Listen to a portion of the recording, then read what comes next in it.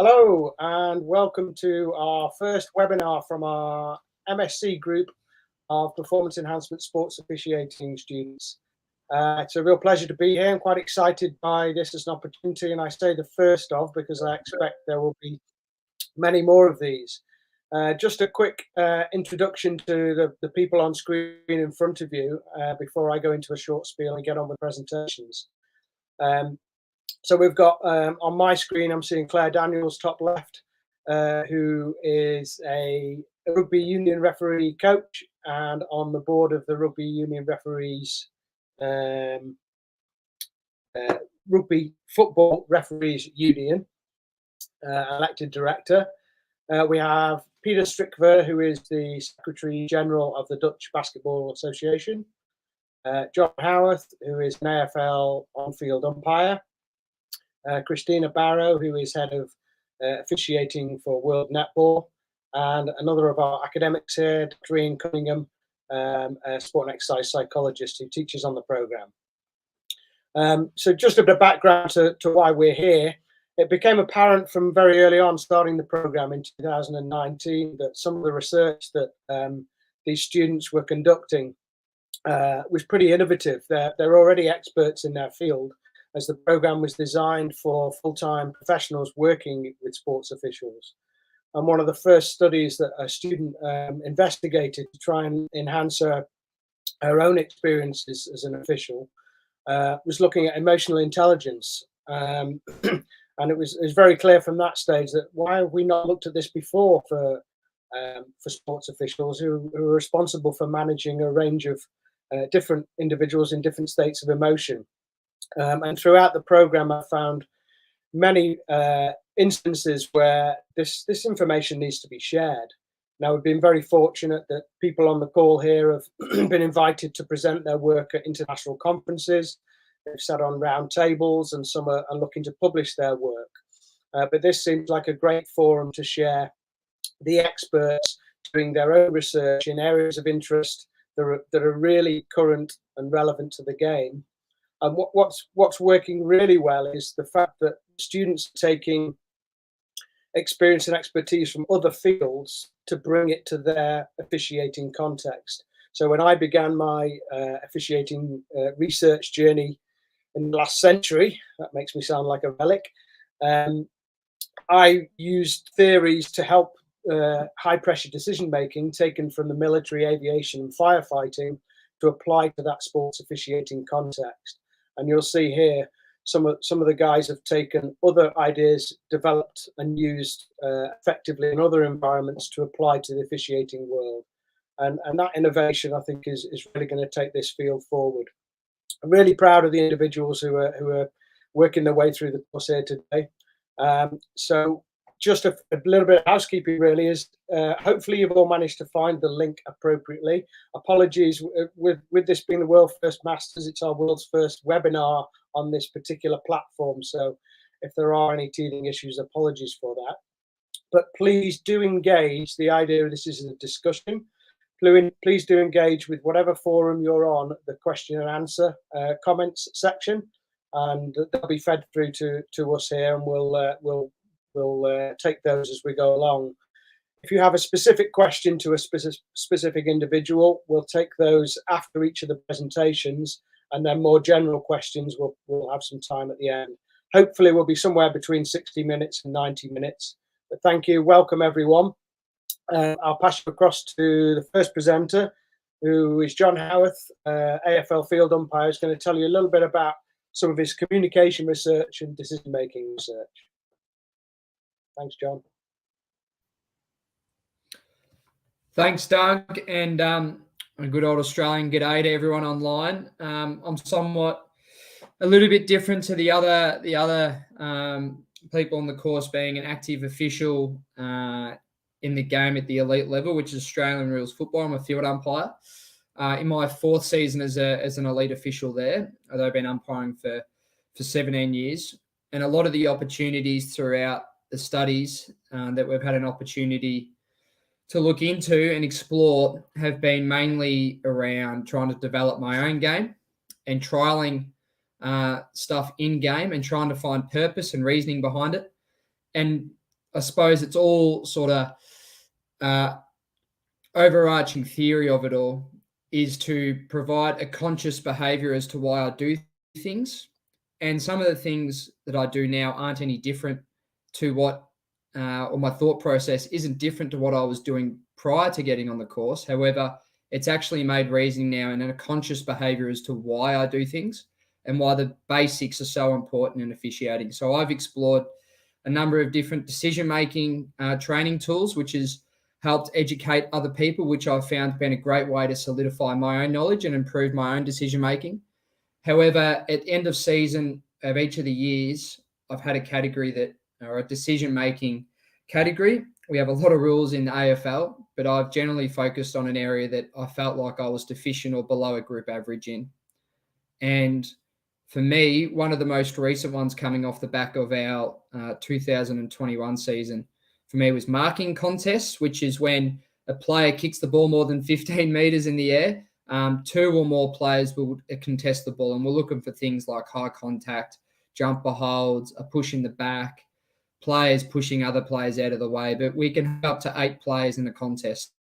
So it can be quite a very confusing for us, and we're covering up to 15 kilometres in a game over 2 hours of running. So we have a number of factors to consider. We also have 3 umpires on field with in-game communication where we need to communicate amongst ourselves, but also our communication is broadcasted openly to the millions of people that are watching, mainly in Australia, not too much around the world, a little bit, but mainly in Australia. And they're across the broadcast. So everybody in their lounge room at home can listen to everything that we're saying, right down to our breathing, is how loud our microphones are turned up. So our communication in these marking contests as well is very important.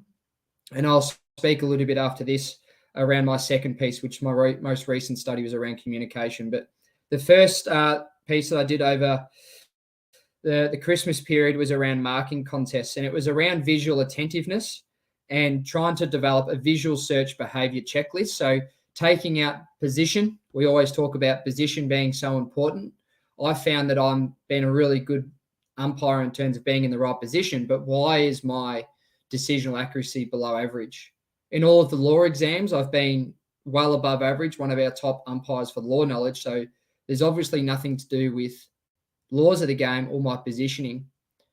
Fitness, I'm our fittest umpire on the list. So running patterns in the 15 kilometres in a game isn't an issue. So what is it that was actually causing me to be below average? And what I found is asking and seeking advice from more senior umpires, the things that they look at were different to what I was looking at. And they were picking up the cues from the contest a lot quicker than I was. So I looked into a visual search behavior checklist.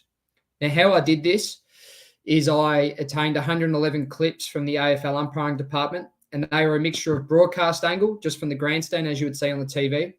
I also wore a GoPro in some of my games and collected vision from in-game as what I would see on the field to make it as naturalistic as possible. And then at our games, we also have what's called Hawkeye vision, where there's 19 different cameras based around the ground at ground level. And what happens there is they actually create the most realistic camera angle for us from a stabilized camera. So I found that a byproduct to this study was trying to find the most efficient way to train officials. And I found that from the broadcast angle, the angles are too wide, we're too far from play. So it wasn't naturalistic in terms of training the officials. The GoPro was fantastic. However, the image that I'm looking at was quite small. And we also have other factors like sun glare, or we could have the light towers for a night game. We also have the running movement of the camera, so bouncing up and down, that posed an issue. So what I found was the stabilized camera from ground level, known as the Hawkeye vision, to be the best of training officials.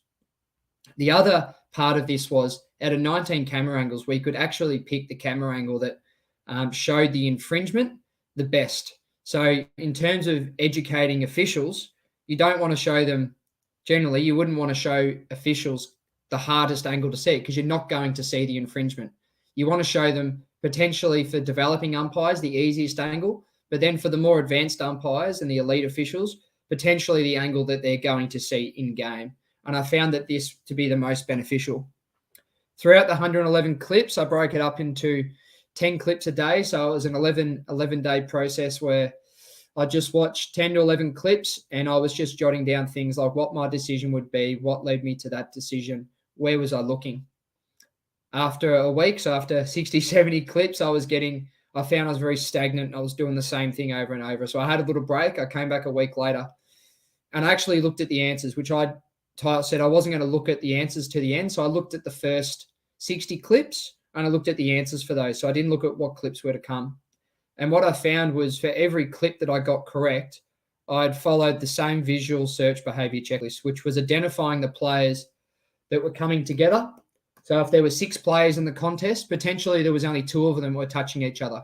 So that's where I need to be looking. I don't need to be looking at the other 4.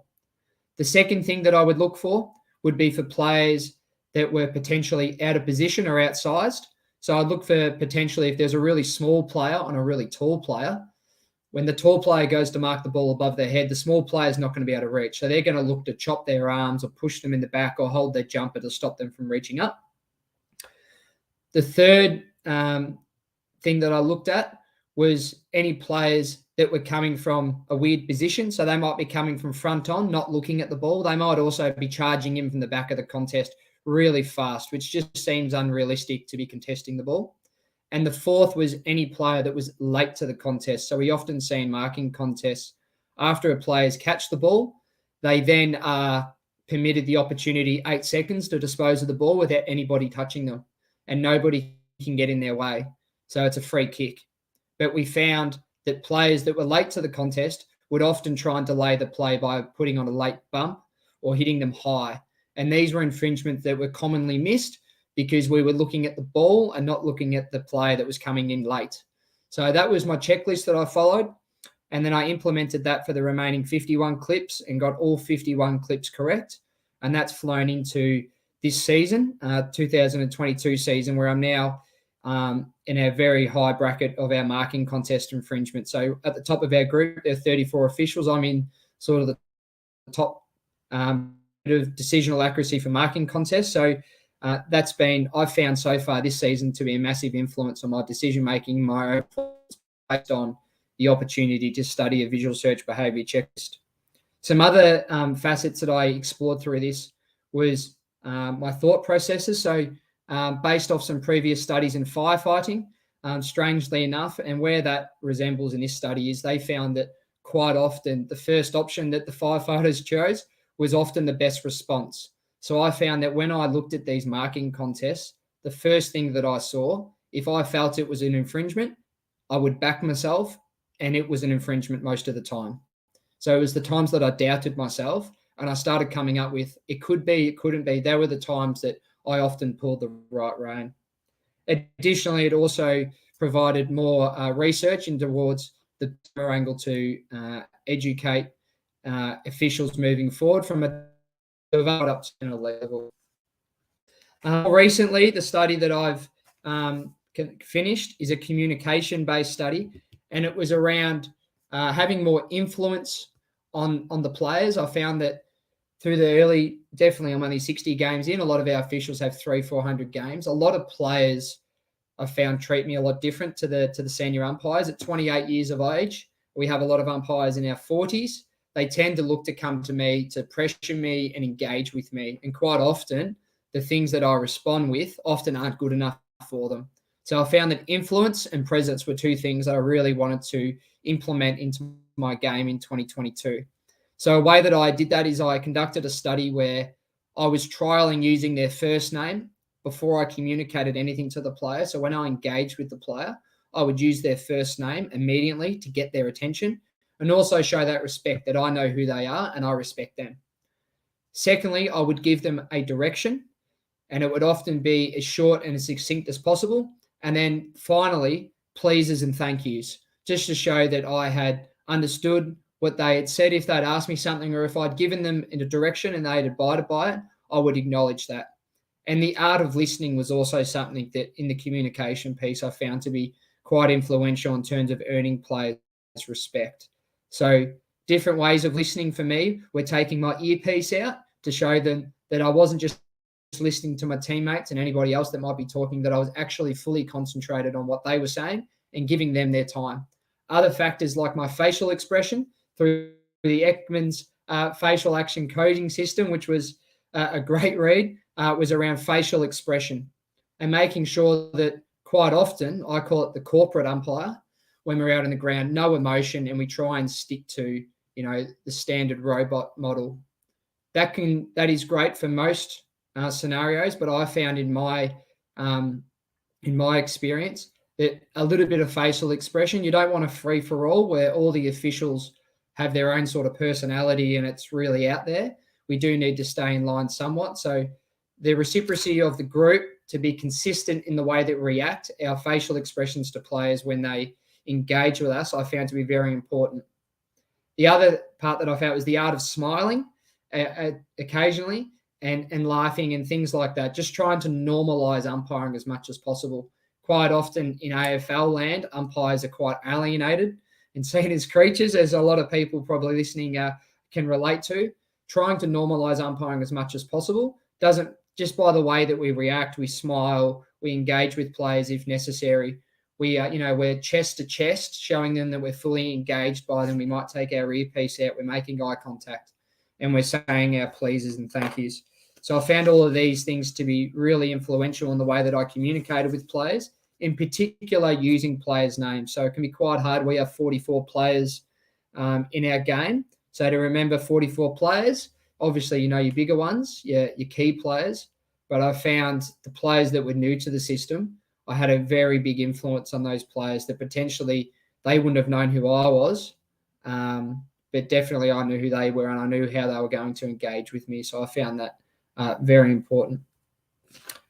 Just to wrap up there, Dunk, is there any questions from the group or is there anything that anybody would like to ask me before we move on?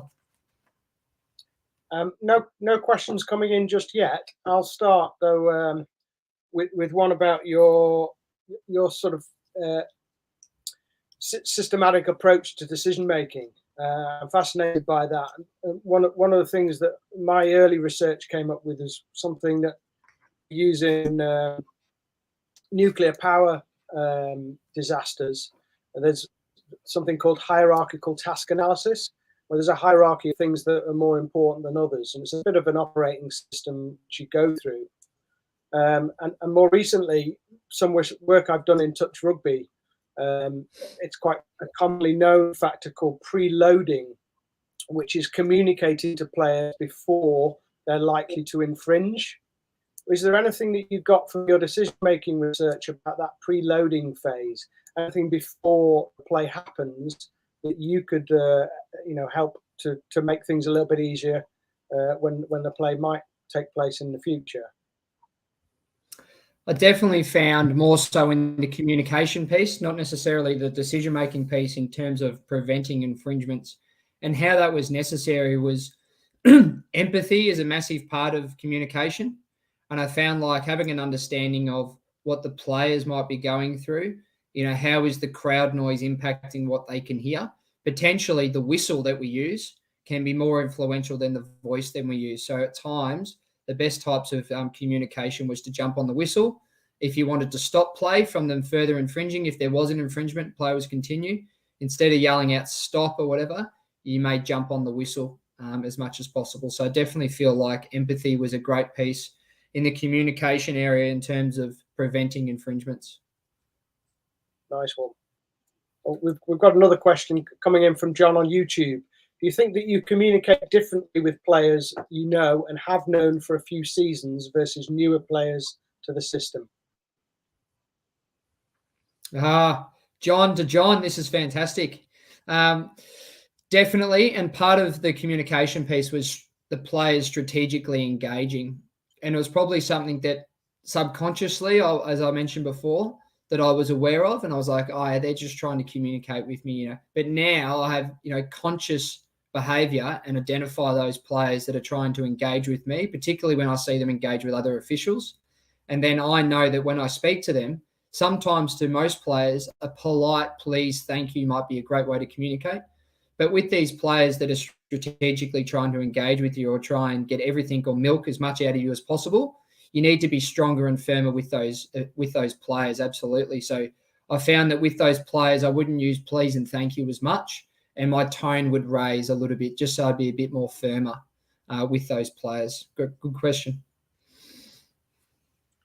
One of the things you'd said to me earlier in the year, John, was about your when you went up to a big game, you were the new boy as I think a third-year rookie at the time. They actually gave you more respect. Did I interpret that right? Because that seems a little bit unusual for me. I would have expected a different circumstance. Can you talk to that? Yeah, I found a lot of the players would almost not come to me. They would go to the senior umpires to get the answers because they knew them. And as I started to do more games and common teams, they started to come to me, but they started to understand that, it felt like to me that they knew that I wasn't that experienced. So they would come to me, and not that often, but when they did, they'd come at me at a very different way. And it'd be a very challenging way.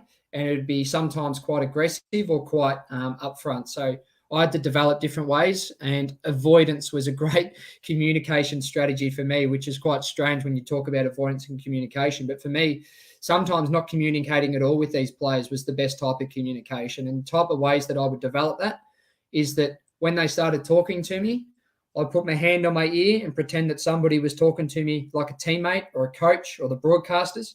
And I would just try and distract them by saying, look, I've got something else going on my ear. I'll come back to you in a second. But actually, I didn't.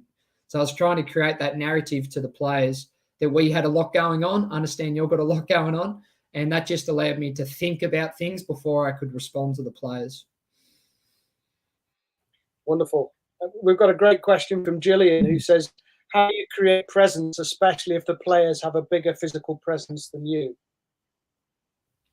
Yeah, I definitely feel as though I found the points I mentioned before around eye contact, standing still, not walking away from them was a great tactic that I used. And also face to face. So, face them front on, don't be side on.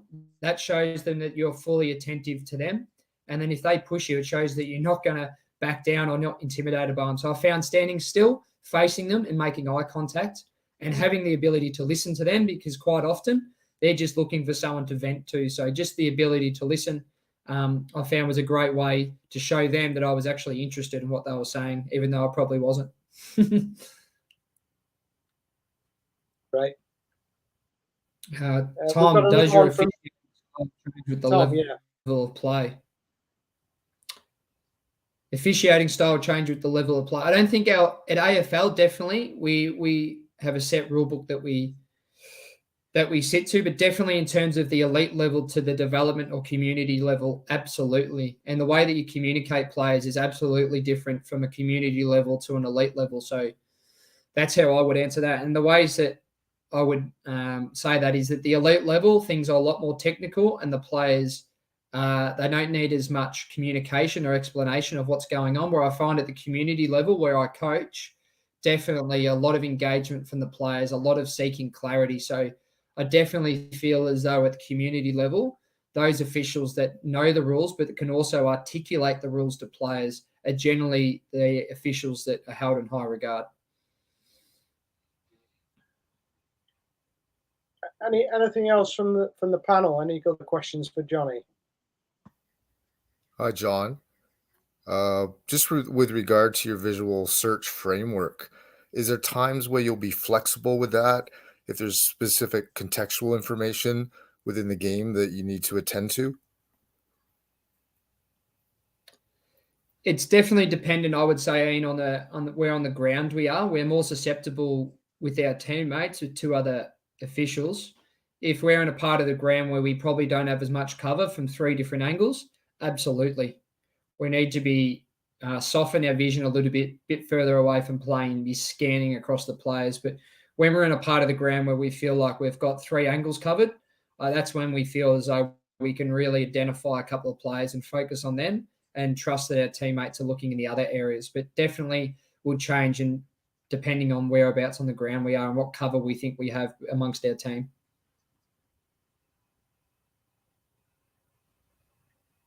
We've got one final question about the team element from Kieran on Facebook. Does the AFL encourage two-way learning in terms of umpires going into team training sessions during the week so that standards can be established rather than potential rabbit out of the hat decisions? Good question. Absolutely. So we train with clubs from about 3 to 4 months out from the start of the season, probably 15 weeks. We start training with clubs where every single training session that they have, there's always 1 or 2 officials with them.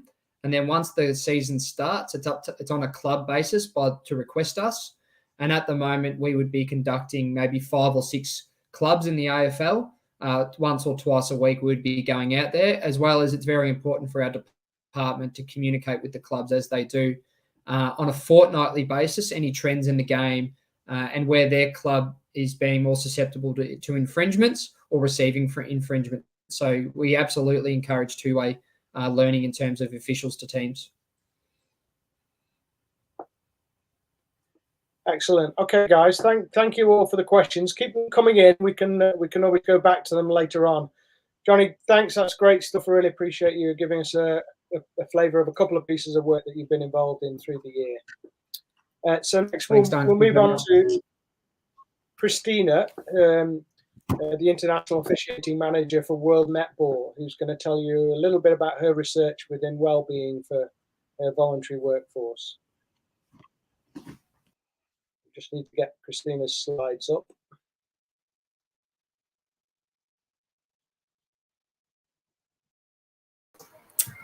Hey, welcome everybody. I'm Christina Barrow, the International Officiating Manager at World Netball. First of all, apologise for my voice. I've got a little bit of a croak, so do bear with me. And welcome to you all. I'm based in Manchester, in England, and we're just enjoying some lovely weather. So hope you are all doing well who's joined on us. And I'm just going to talk through some of my research that I've been doing recently, and I can take any questions at the end. So if we talk about this one, as I said, I'm the International Officiating Manager at World Netball. It's abbreviated as WN. I manage the processes surrounding netball officials at an international level, including appointments to events. Having voluntary international netball officials who can continually perform at the elite level, managing the pressures that brings is essential to the success of netball, as it enables international matches to be played from which world rankings can be formulated. Although little research has been conducted on the well-being of officials, I recently completed a quantitative study that explored if psychological well-being, and in particular positive psychology, can offer a way to understand what well-being means for voluntary international netball officials. This went some way to achieving that understanding, with an indication that the voluntary international netball officials are mostly experiencing a normal function of well-being, although there are still areas that could enhance that well-being, with a focus on relationships and accomplishments having the most impact. However, it was recognised that further exploration would be valuable to gain more insight. So if you move to the next slide, please. Okay, other studies that have been completed recently in the wellbeing area have been on the experience and construction of mental health of female officials in football and basketball using a qualitative approach, which found mental health issues are stigmatised, more resources and support are needed, and increased engagement with mental health literacy and policy change from governing bodies is required. The methods used by Tingle et al. And Webb et al. Were similar, with both showing relevance to how I could further explore the well-being of voluntary international netball officials, and permission has been granted to complete a replication study based on those methods, which enables me to conduct a study with voluntary international netball officials regarding how they experience and understand well-being. This will answer the question, how do voluntary international netball officials view and experience well-being? Okay. The methodology used in my study to answer the question, how do voluntary international netball officials view and experience well-being, were based on the Tingle et al. And Webb et al. Approach, with a slightly adapted semi-structured interview guide, which reflected its use with voluntary international netball officials and used the term well-being rather than mental health, as the term mental health as the term well-being would be more accepted to World Netball due to the negative connotations that mental health can bring. To complete my study, a participant information sheet and link to a consent form were emailed to all participants in January for them to self-populate online. In February, participants were selected for interview using criterion, and times of interviews arranged with those participants in a location of their choosing to be held on Zoom. In February and March, interviews were held virtually on Zoom, with the semi-structured interview guide followed with interviews recorded and expected to last approximately 1 hour. Interviews were also transcribed in parallel using an online transcription tool, with edits made to ensure they were accurate, and a copy sent on emails to the official interviewed for them to check over and make any clarifications, additions, or changes they felt appropriate. Pseudonyms were also applied during the transcript write-up. Starting in April, recursive phases of reflexive thematic analysis were applied to the transcripts with a free online tool used to collate the text as it was coded.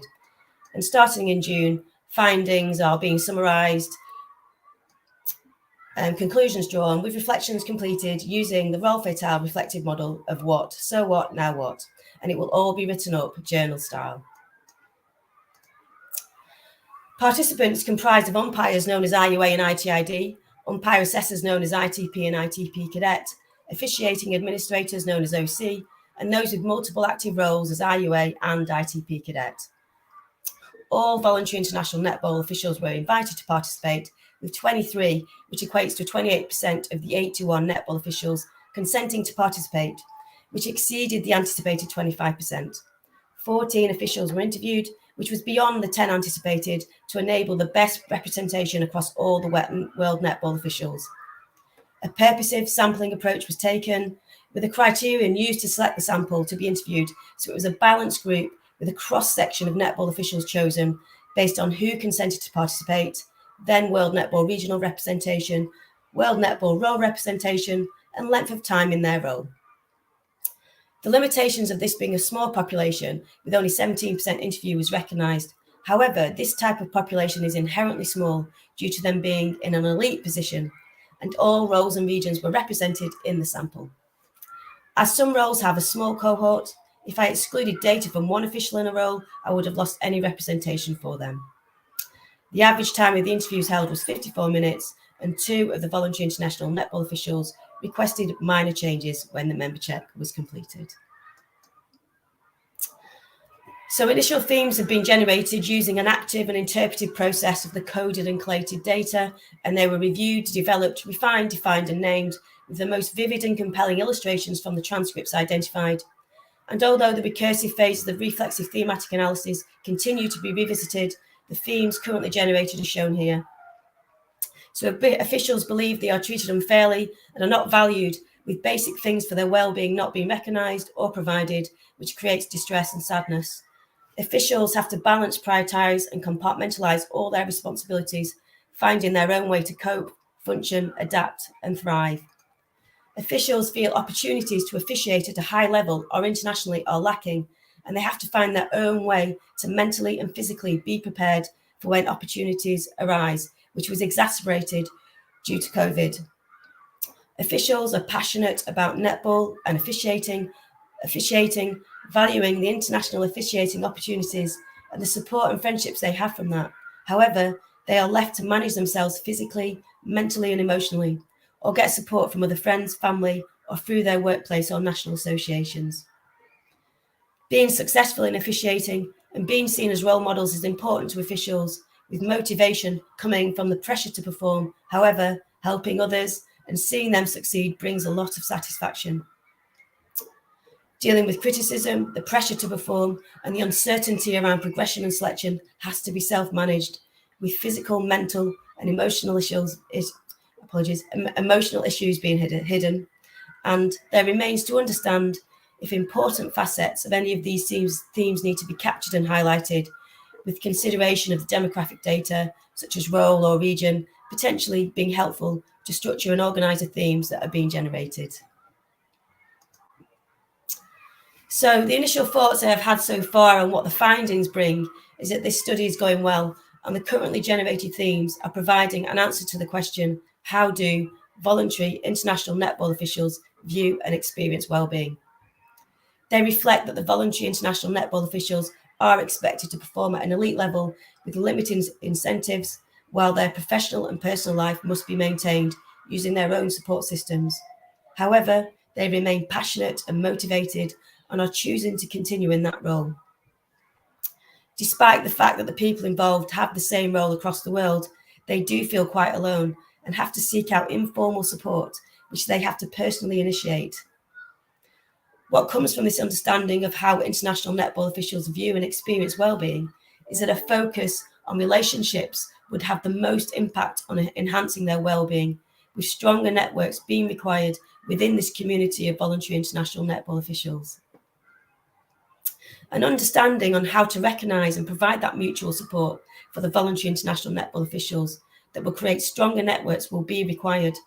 You would want to encourage the officials to continue developing these kind of mutual support networks themselves. However, how much effort should it be for them to take that first step?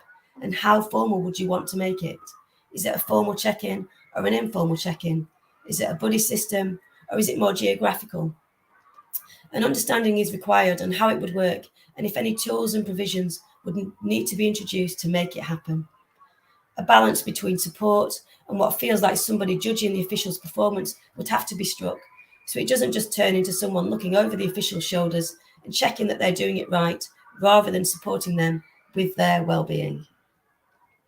So in terms of the next steps, I will be continuing with recursive phases of reflexive thematic analysis, with findings to be summarised, conclusions drawn, reflections completed, and with all that being written up journal style.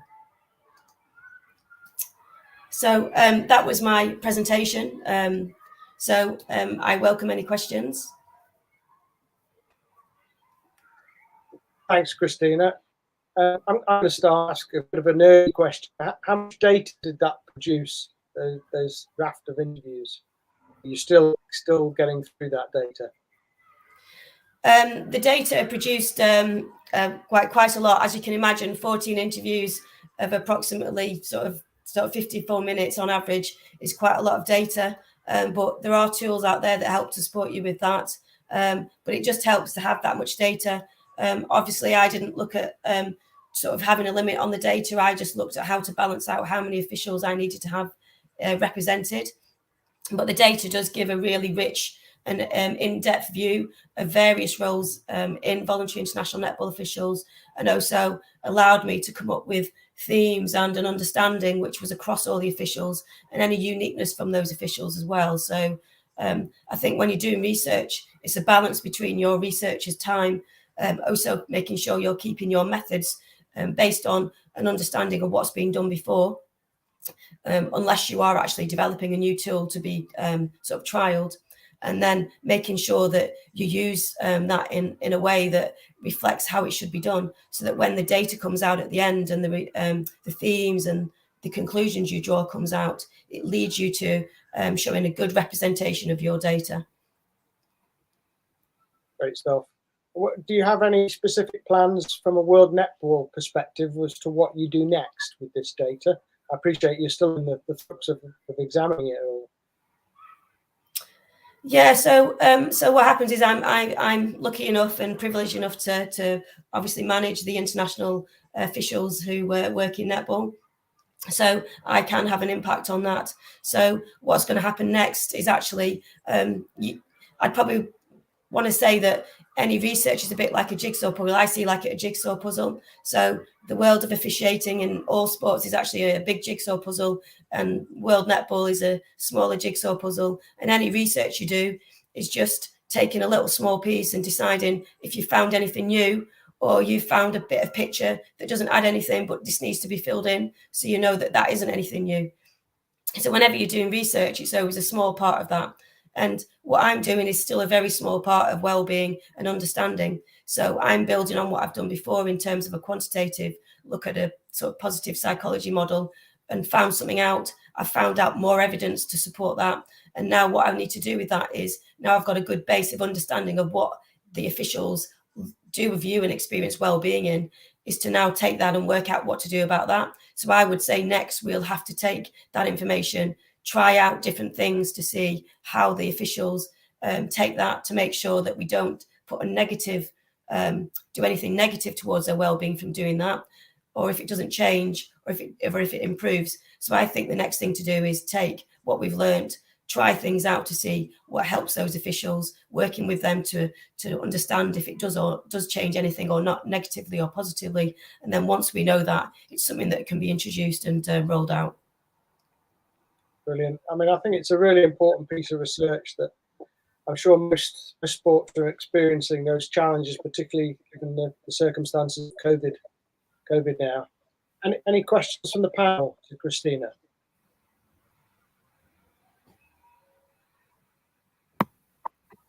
Hi, Christina. Ian?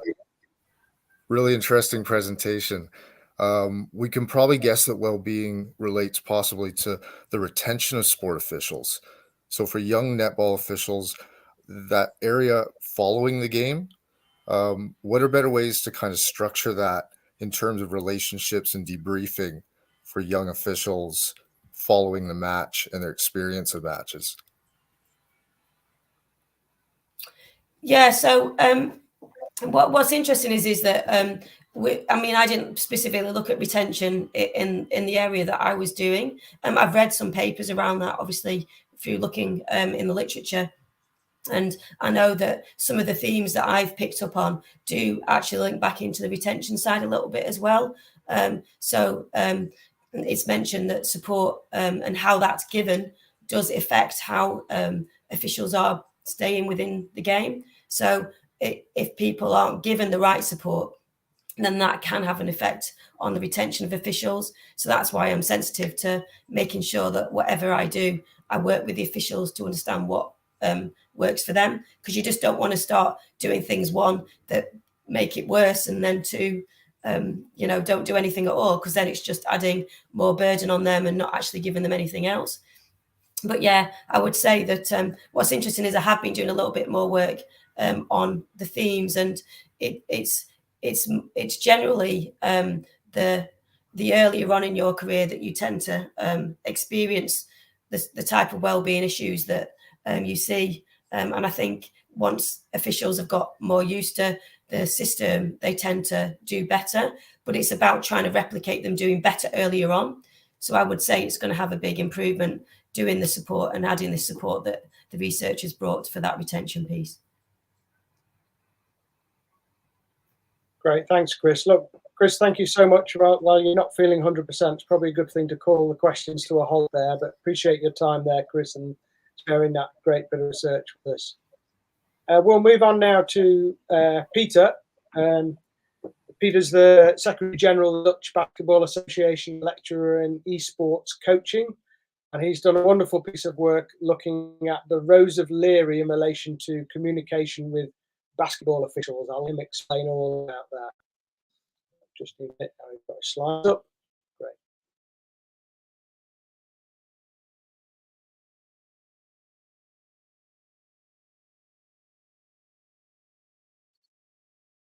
Everybody, and hello from the Netherlands.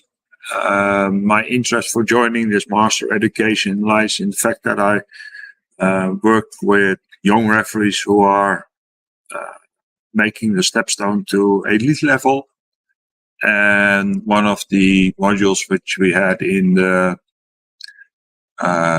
this master education is about communication, as John has already presented part of his work in that field. I've been using communication with basketball referees, and I use the interpersonal circumflex of Timothy Leary, which is better known in the field like the Rose of Leary. And if we go to the next slide. Yeah, thank you. If we take the statement that the sport officials should be aware of how they communicate and what type of communication they apply and how it is perceived by all those who are active in the game or in the sports activity. So training on communication and being aware of that is essential for a good high quality officiating, and that is what you can see in American sports, where they use a lot of signals to make the decision very clear to the public and the observers, like the players. And that is not only in signals, but also in the way people are using their body language, non-verbal, face communication, but also in the way they are approaching people in a verbal way with the right tone of voice during the game. And if you apply that in a correct way, then the respect from players is growing, and they will approach you in a different way, which I will show you in some pictures later on during the game. Next slide, please. The Rose of Larry is constructed by Timothy Leary, who joined the Kaiser Group in Ohio to investigate the reaction of people during a communication moment. What they found out is that they more or less could predict an outcome of communication and then a reaction on the style, and that the interpersonal contact could be trained and could be predicted as an outcome from the action of a person towards another. So they made an interpersonal circumplex where you can find 16 different styles of communication, and they were placed on two axes, a horizontal axis and a vertical axis. The vertical axis is what they call above and under, and it is about the way you behave yourself towards the other, making a kind of dominance. The other axis, the horizontal axis, is against and together, and it is about, are you really an opponent, or are you working together? So these two axes form the base of the rose, and from there we go into the next slide with some modifications. If you have the interpersonal circumplex, you can make it in broad segments, or you can have it in narrow segments. And it has been investigated by researchers that the broad segments of 4 is not accurate enough, while the 16, as they were in the original Rose of Larry, is also a little bit too complicated to work with during observation. So at this moment, we have for the Rose of Larry, in the most practical way and the most accurate way, a version of 8, the octant version, where you have in different places the way between dominance and substance and together and against. I have made in the next slide a more explanation of it. And what you see is that if you are working on the relationship, then you will have a symmetrical behavior as a reaction. So that means that if you are working in a together, you will get also a together response from the other. And in the other one, if you're working on the vertical axis, then you have a situation where if you stand above somebody in the way you are having your dominance, then probably the other will either be a follower of yourself, or giving a less dominant, which is called under reaction, and then you can have that situation on the court. So as an official, sports official, you are trying to position yourself on either X in a way that you try to get the most benefit out of your communication. And for that, I have made an observation during a game, which is on the next slide. About both verbal behavior and non-verbal behavior. Both referees were equipped with a microphone, so we could follow them during the game. And I have also made an observation of how they behave themselves. So on the left side, you see referee 1. And referee 1 is using a different style, as a more dominant style towards the people on the court. And that way he gets a more dislike attitude from the others. In this case, the coach. Yeah, and the coach is even touching the referee to get his attention. While the other referee in the same game is using a more frontal approach and is more together working, and he gets it as in that way a more complementary reaction from the coach, and he is more in the way that he is cooperative in this moment.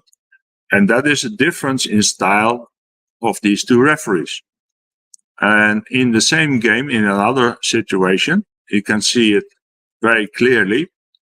You see referee 1 and referee 2 in the same video footage, where referee 1 is having a really short contact moment and not with the body facing the player. The player gives already a reaction of a dislike, and then he gets a symmetrical reaction and more in the against. So he is really challenging the referee.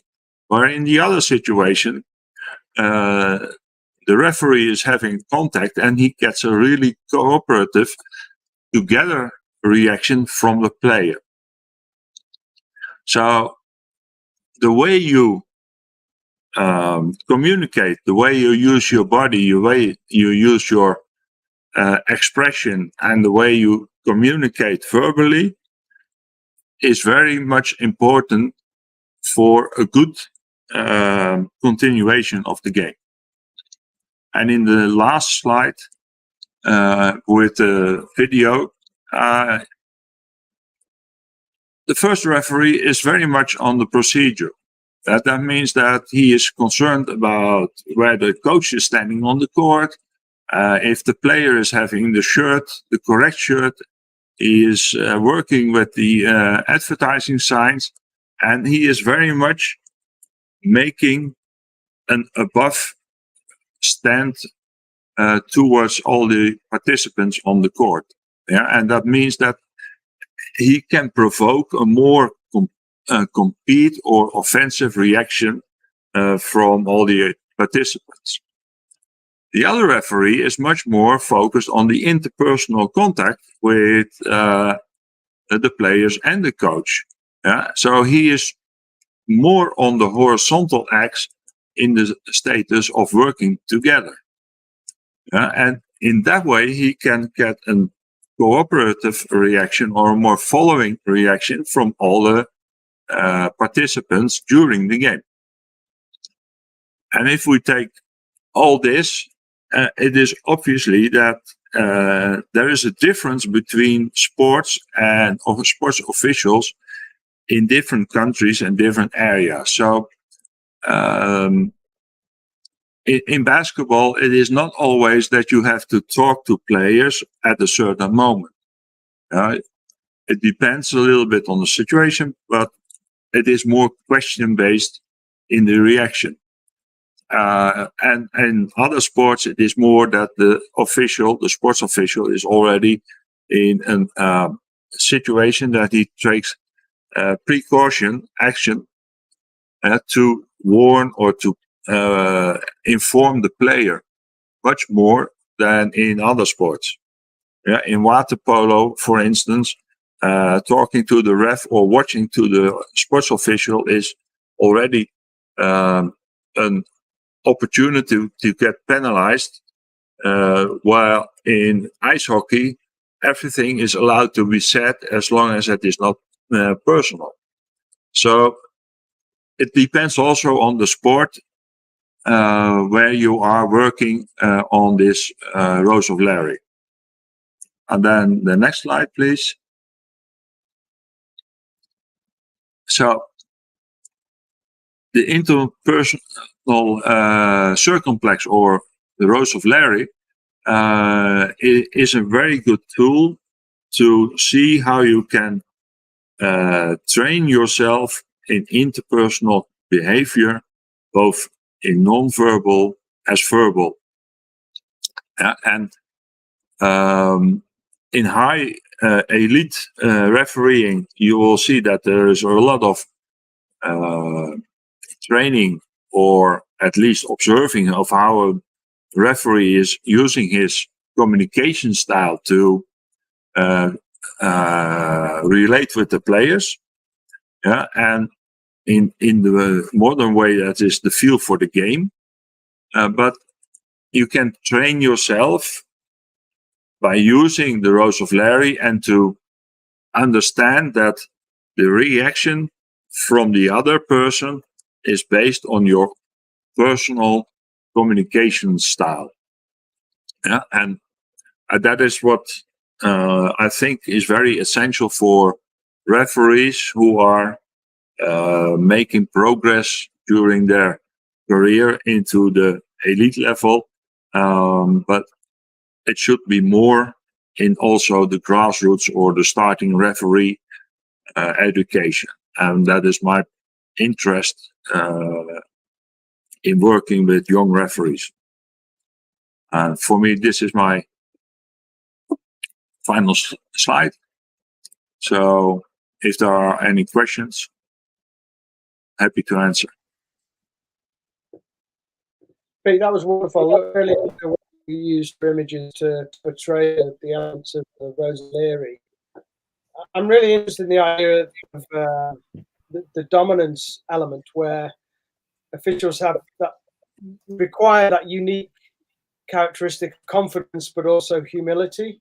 And I think we often get into problems where we venture into that pink part of separated away, not together, away from the players, against them, and also dominating them. Would you propose that officials need to travel the full circle, duck in and out of different areas, or would you guide them towards specific areas? How does that work? I think that they need to be understanding that you can't work the full circle, because then you're training them for against and the under level. So sports officials are in general always in the right upper corner of the Rose of Larry. But they need to understand what their reaction is. So they have to learn and understand all the 4 or the 8 segments of the Rose of Larry.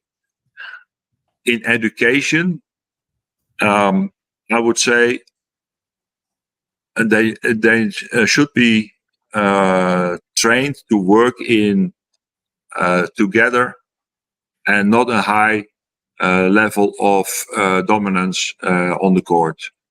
But in certain situations, it is necessary to show much more dominance, because otherwise the game gets out of control. So it is depending on the situation, which type of interpersonal contact you make, and what type of communication you apply. So a sharp whistle is also a part of a dominance action, or multiple whistles in some sports is not allowed. But it can be very important to give a lot of whistles to make sure that they are stopped.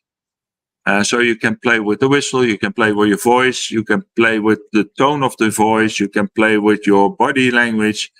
What you see in some sports is that the referees are building their body to match the player's condition and the player's attitude. So you can also work on physical shape to make a more dominant presence.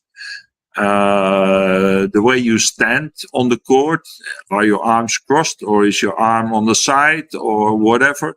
And that is what you see with police officers. Are they in an open stand or in a closed stand? So you can play a lot in the rows of Larry with all types of verbal and non-verbal communication.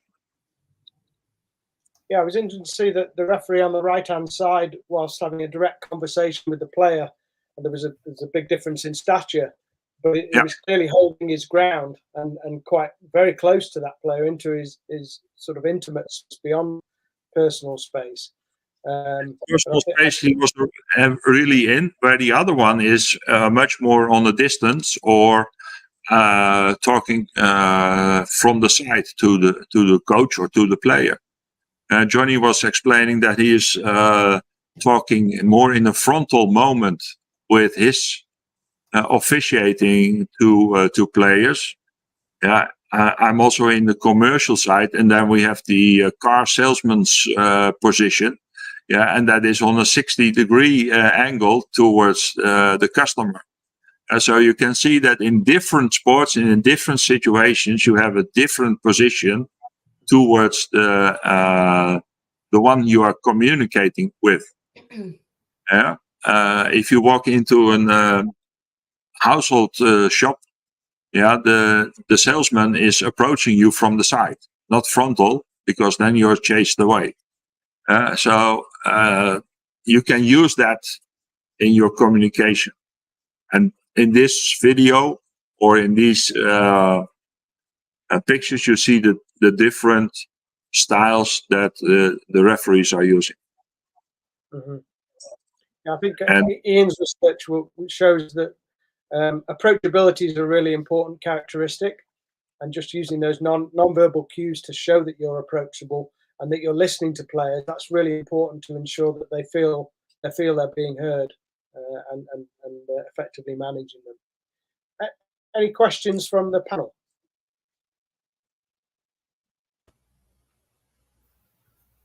Hi, Peter. Hi. You talked about the procedural type of referee and also the more relational type of referee. Is it important to kind of show both styles? And what are better ways to kind of teach referees the adaptability or reflexivity of using different styles in the game?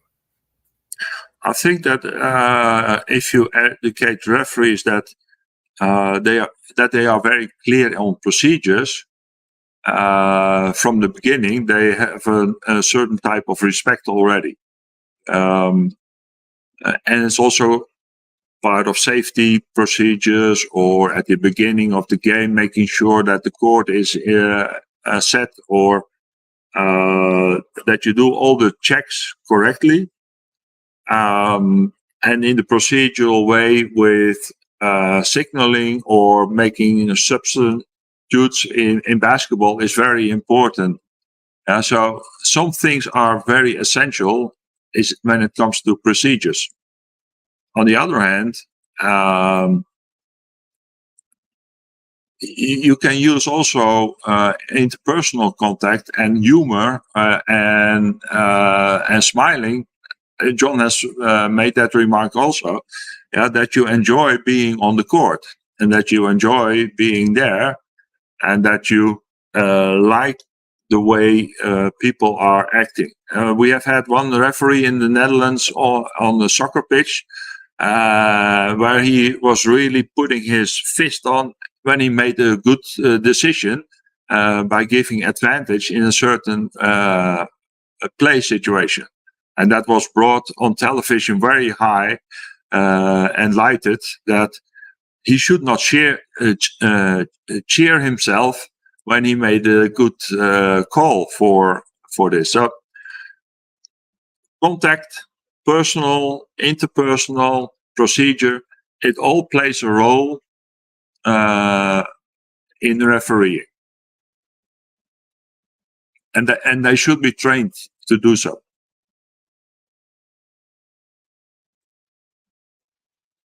Great stuff. John, you had a question.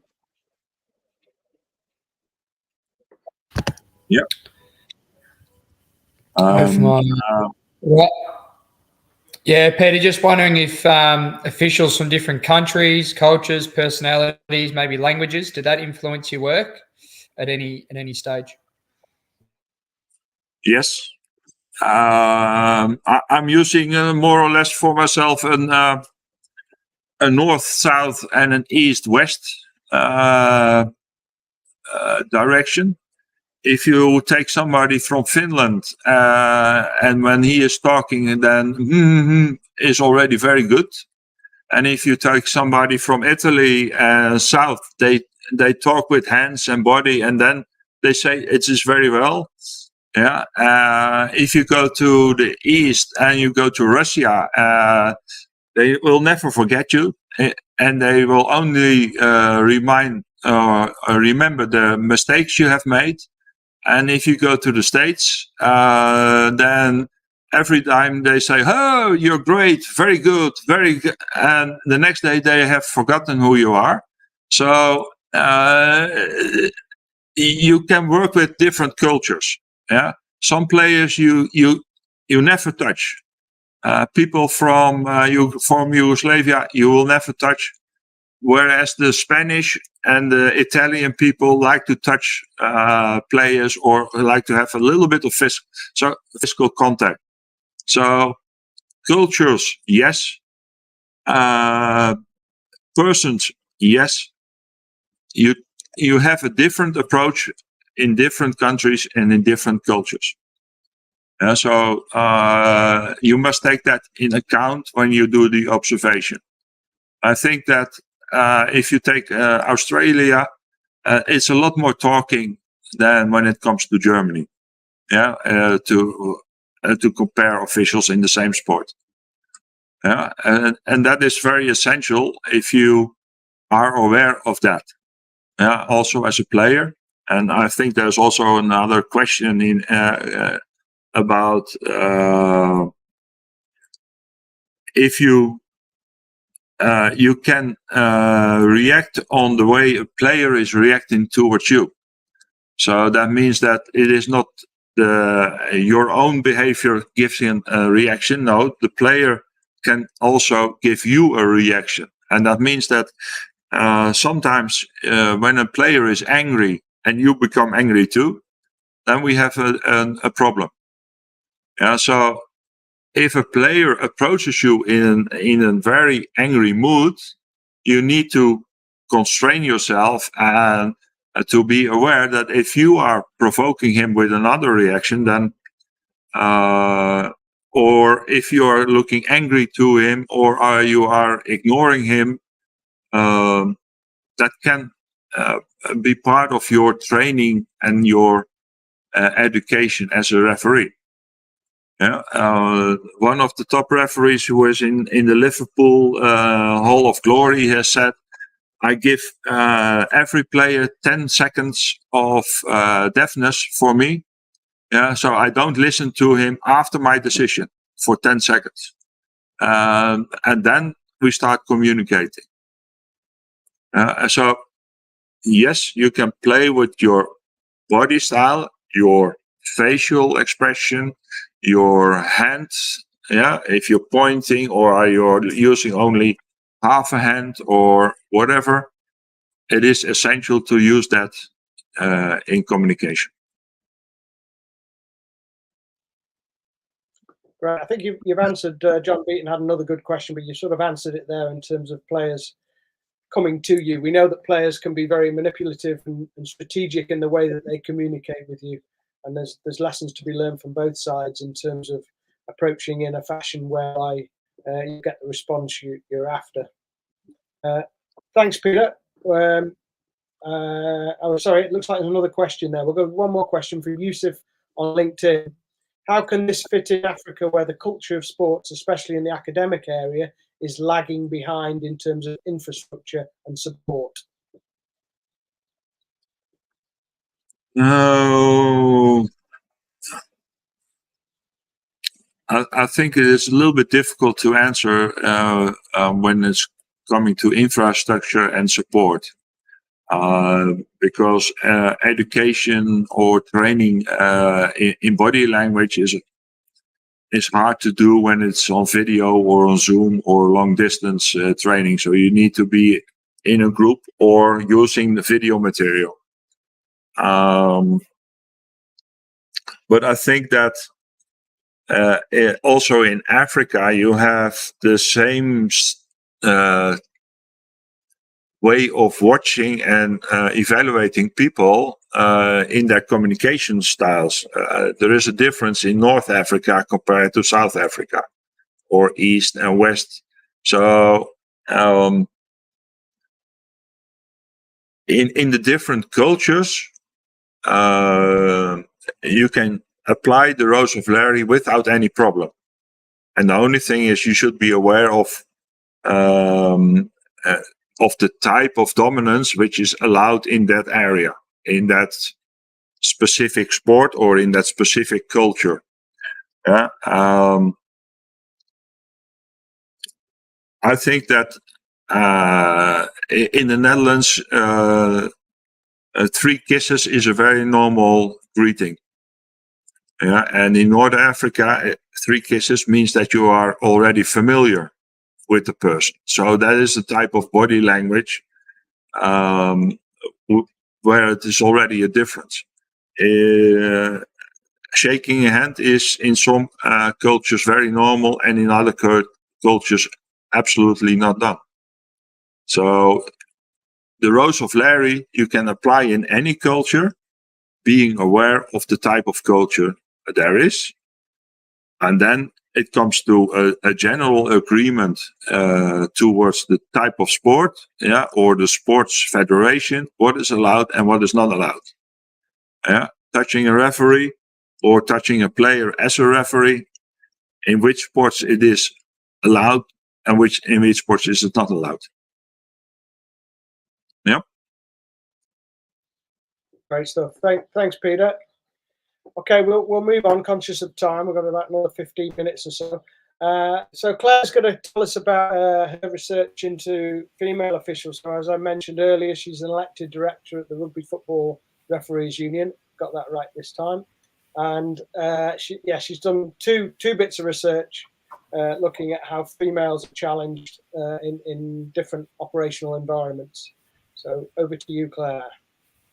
Thanks, Duncan. I'm glad you managed to get the name out. I just like to stick to RFRU, makes it a lot easier. But yeah, Rugby Football Referees Union is a bit of a mouthful. So yeah, hi everybody. I'll just give a quick bit of background about why specifically I'm the research I'm looking into with female match officials or female sports officials. So I'm still active in officiating now, although a bit older and a bit slower. So I've kind of moved away from the middle of the pitch to the side of the pitch, and now I'm in the stands as a performance reviewer. So I started off in the community game. I still referee locally when I can in the community game, but now I'm very fortunate to be a performance reviewer for here in England Rugby for the professional game match official team. So I performance review our match officials operating in our semi-pro and pro competitions here within England. And I am also currently a World Rugby referee performance reviewer and selector for the 7 series. So very much looking forward to the Commonwealth Games coming up here in England in the later end of the month. Then on that journey, I've been really fortunate to be involved in lots of roles. I've also been a coach and still am a mentor as well to a few officials. So that as well as I've progressed through and let's say left my active days sort of behind me, as Duncan alluded to, is my role as a director for the RFRU. I have mandate for female match officiating, and obviously that's something that's extremely close to my heart. Something I'm very passionate about, and because of the massive impact that officiating has had on my life personally, I'm very driven to sort of do the best I can to help other females and other women and girls, especially within rugby union, but within sport generally, get involved in officiating as an activity because of the huge positive impact it's had on my life personally. So that's why the research I'm looking at is through the lens of how we support and develop female match officials. It's not without challenge, as I've experienced, I'm sure others have. The two pieces of research that I've looked at, I'll just sort of briefly talk about the piece I did last year, and then more specifically the study that I'm undertaking at the moment. The piece of research that I looked at last year was around the phenomenon of females in male-dominated sports or sports officials having to try twice as hard, or coming up against certain barriers, what we call unwritten rules. And it was examining a phenomenon through qualitative study where interviewing female match officials within rugby specifically, and looking at the barriers and challenges they face in their development. So once they, not specifically what they went through when they underwent their entry point qualifications, but once they're in the pathway or development program, what challenges and barriers did they face, and was this phenomenon real? And what we found is, certainly what we found within rugby union, was that there was definitely a perception that as a female match official, you have to, in many realms and many spheres, try twice as hard as potentially as male counterparts. So that was really interesting. But I also wanted to think, well, I have a personal experience, and through this study there was able to examine the perceptions of other female match officials in rugby to see whether that was just something that was unique to me, or was this actually a phenomenon that existed.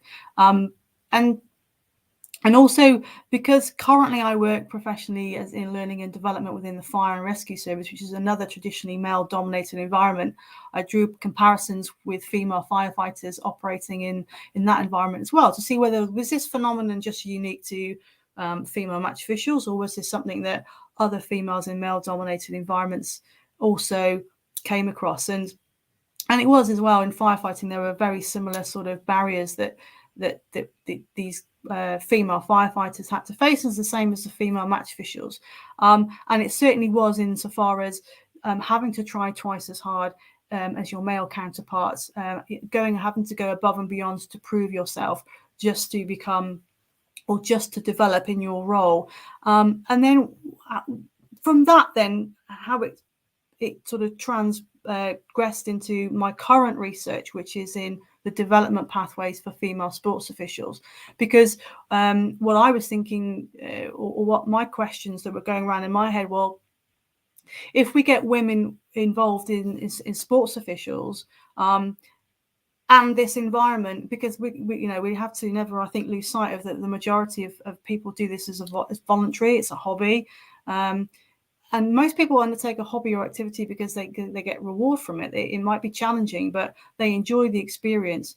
But then if as a sports official, as a female sports official, if your hobby or your activity that you're undertaking at the weekend or during the week is unnecessarily challenging and is not giving you a rewarding experience, how many female officials are we losing from the game? And we know through research and reports that the participation of females in sport generally globally is on the increase. And we've only got to look at what, here in England, we've got the women's Euros happening. We've got the Rugby World Cup in New Zealand later on this year. And so globally, the participation of females in sport is on the increase, which is fantastic. But then when we look at match officiating or sports officiating, it's very obvious that that's not happening. That's not being replicated in sports officiating. So why are we not seeing the same growth with females undertaking sports officiating as that we are with females getting involved with sport? And there's a whole, there's lots of theories out there as to why that's not happening. But one of the things I wanted to specifically research was development pathways. And are there any common denominators between other male-dominated sports? So my mandate obviously is with rugby, but what are other sports doing, and are they having any success? Because nobody has cracked the nut with this globally. We're all, I speak to colleagues and friends in other unions across the world, and nobody has cracked this. We're all, constantly evolving and sharing ideas about how we can get more women and girls involved as sports officials. So there is no silver bullet. There is no one's cracked the nut. But what is happening? What are other sports doing potentially that we could learn within rugby? So my research is looking at, it's qualitative research, and I interviewed 9 participants, 3 from rugby, 3 from football, and 3 from cricket here within England. So again, 3 sports who are all reporting female participation from the playing landscape is increasing. But again, with the officiating landscape, it's just not, that gender imbalance is still not there. Or is still there, sorry, it's an imbalance. And so my researchers spent a lot of time interviewing those participants and then examining what their perceptions, what their personal lived experiences are of development pathways. What's helped them, what's hindered them, what's challenged them, what are their perceptions, what things work well, and what things have not work so well. And in a nutshell, that's the theme of the interview and the questions that I undertook. And then what's come out of that is really interesting, because there are some things that some sports are doing, and it seems to be having a positive impact. And football, really interestingly, has separate pathways which officials can follow. So gender irrelevant, if you are entering into football as a football referee, you can choose, if you want to, the women's pathway, and that effectively means you will only officiate women's football, and you can climb the ladder up to the top end of their professional game in the Women's Super League, potentially, which is, if anyone's not watched the Women's Super League, you should watch it. It's fantastic.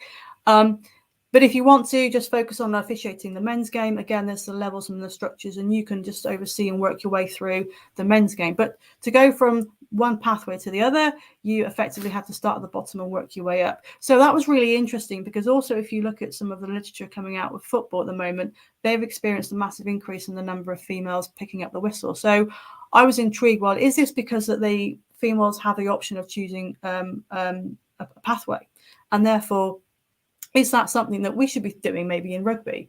So looking again at cricket as well, they aren't quite there with that, but they are certainly working towards being able to offer 2 pathways. And again, just from some pilot schemes that they run in 1 or 2 counties, again, they're seeing some really positive numbers coming through. So through the participants and the interviews that I undertook with them, there were 4 key themes that emerged, and they were recruitment, how women and girls get involved in officiating in the first place. It's really important that national governing bodies understand that, if you're then to sort of target recruitment campaigns and market officiating to individuals, or understanding what's the predominant driving motivation for females to take up the whistle. Some were very much, I need to understand the game better, and some was very much because I just love the sport and I want to get involved. So how can we target and be specific with using that data and using that insight into how we market officiating in the first place, and not just a blanket one-size-fits-all marketing campaign to everybody. And then we talked, and then specifically the other 3 themes were more around the pathway. So pathway awareness and clarity was a huge theme that emerged. People are very aware that there are steps, that there are levels that you can progress up through, but without going into a huge amounts of details, the criteria and the transparency of the criteria behind that is extremely frustrating for a lot of female officials. People can't seem to be able to articulate or evidence what the criteria is, apart from having so many games experience.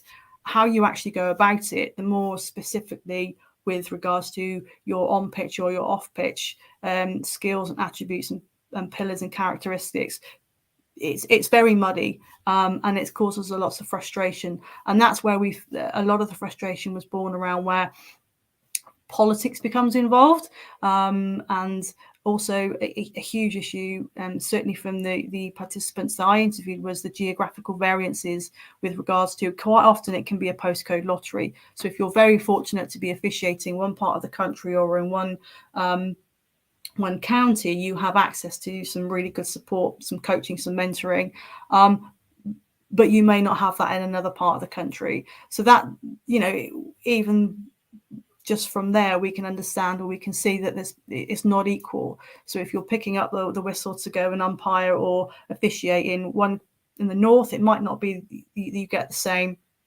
opportunities and development opportunities you do in the south. So that was very much a a strong thing that emerged as well. And then again, around pathways, what's coming out of the data is about the coaching and mentoring. The appropriate coach and mentor is absolutely vital. I think for all developing all officials, but certainly with female officials, is having the right mentor, and the visibility of that is absolutely key as well. So there's 4 key themes that they're all interlinked. And then what I'm going to be, well, the results of that will, with my role for the RFIU, certainly very much in how we drive the recruitment and development of female match officiating forward within rugby. So there's lots of collaboration with England Rugby, which was fantastic. But that's in a nutshell what I've been looking at, and really excited to be putting all those results together and seeing where we can take it in the future. Great stuff. Thanks, Claire. I've got a question. From your experiences, how does it compare officiating the men's game versus the women's game? Really interesting. And all 9 participants who I've interviewed said actually that there are differences. And I think sometimes we shy away from saying that the men's game is different to the women's game, just generally, because we're doing so much regarding promotion of female sport. But all the officials said that they experience different challenges with officiating men's sport to women's sport in their respective contexts. And some felt that that there was different management challenges, different process challenges because of the speed of which things happen. But really interestingly, in cricket, which is probably the sport I have least background in, the officials were saying or the umpires were saying how movement is really important, because in the women's game they experience a lot more. They're running for singles a lot more than the power game of smashing for 4s and 6s. So their focus is very different on the different types of things that they need to be looking at, which will be more prevalent regarding rules and laws in chasing singles than it would be for huge power play. So there are challenges, there are management challenges, conflict challenges, but very much the officials felt that to develop holistically and become a better referee, having exposure to different types of sport helps you develop more holistically and rounded as an official, rather than just solely focused on one specific variation. So I'll leave it there, otherwise I'll go off on a. And do you think there's this unique characteristics that female officials bring to the game? Do you want to talk a little bit around that? And I talked at the top a little bit about emotional intelligence. Maybe there's those aspects that the females are a little bit stronger on than males as a generalization.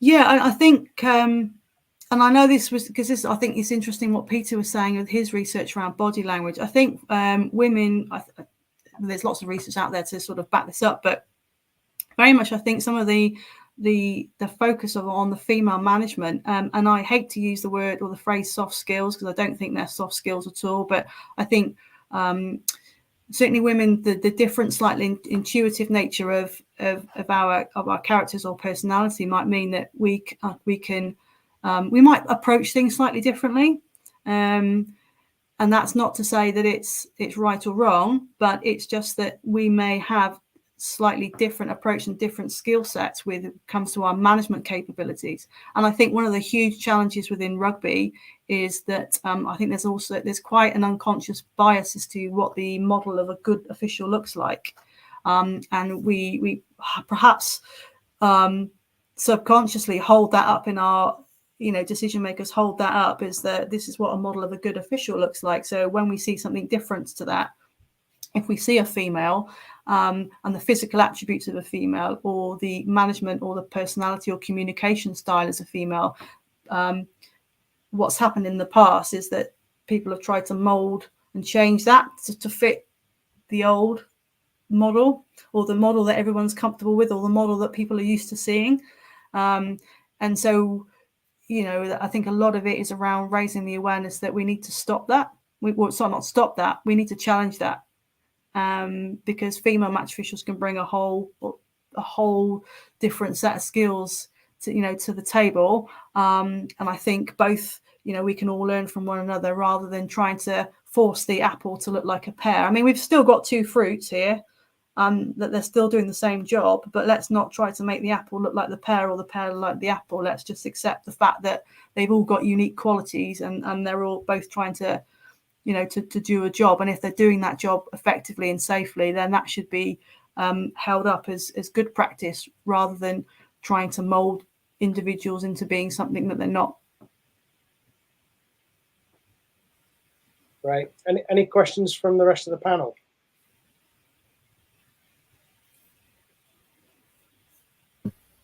Hi, Claire. From your work, what is the next research topic you think? Is it about policy? Is it about on the ground stuff? What would you say is the next thing? I think there is such a lack of research into female sports officials generally. Well, we know that there's match officiating research lags behind player and athlete development research. So we know that. So generally, any officiating research is great, but specifically with female match officiating, because if we look at and I know Christina was looking at female netball umpires, but a lot of the research has been undertaken, the group or the participants, and there's still a lot of research into male sports officials. So we need to do more female sports officials. But I think certainly around the development pathways and the fact that those development pathways have historically been developed for male officials based on the male game. And I think one of the big challenges certainly for rugby is the fact that, well, the policies, the procedure, the governance has been established by, male officials around the male game. And now we have such an explosion, and female rugby is huge now. Is it about time that we rethought that? Because we have to understand that what's been set up in the past works, and it has worked for male officials, but we need to be thinking differently if we are to actually recruit and keep female match officials in the game, because we could all qualify thousands of female officials in the next few months, but it's of no use to anybody. Sorry, dogs barking in the background. If they all leave after 6 months because the support structures in place just aren't meeting their needs. So yeah, that's not. I hope that's answered the question here. But certainly those support structures, which I think takes into account policy, procedures, governance, and the coaching and mentoring networks that we have. Right. I think the support structures is a big issue across the board. We've seen the challenges of COVID that sport, and it's an isolating pastime in itself. And when we're even further isolated, that creates more problems. I think you alluded to mentorship being one of the important characteristics to try and help officials through, and developing that sort of collegial approach to your own performance. Yeah, definitely. Thanks. If there's no other questions from the panel, any other questions coming online? Looks like we're about dried up there. Guys, thank you so much for your time today. Much appreciated. Just some sort of closing comments, really. It's been a privilege and a pleasure to be working with you guys for the last few years. We'll look forward to Claire and Christina, who started in 2019, graduating at the end of this year on completion of their research projects. The program started in 2019 with one contact day at the start of each trimester, and then COVID enforced it to be 100% from 90% online, is now 100% online. We are recruiting for this year, and we have intakes through in September, January and May. And we've got new students about to start with us in September. So look forward to the continued progression of the program. And there will be in the near future some short bite-sized online CPD snippets, including some of the work that these guys are developing here, because as I said, they are the experts operating at the top level, but they're also now involved in some of the research that's coming out, and new and innovative ways of thinking about how we develop sports officials. So thank you all for your time. Keep an eye on social media for those upcoming CPD updates. Thank you, Claire, Christina, John, Peter, and Ian for giving up. Ian in particular, it's 5 o'clock in the morning. I think you were up this morning in Canada. And thank you everyone for logging on. Much appreciated, and hope you've enjoyed the session.